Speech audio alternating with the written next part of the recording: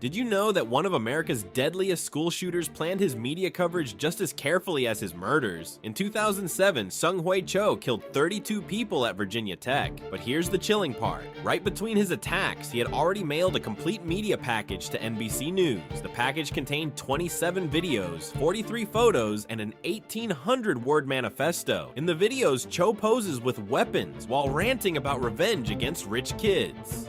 The photos show him with hammers and knives, chains around his neck, copying scenes from the movie Old Boy. His written manifesto called the Columbine killers martyrs and claimed he was forced into violence.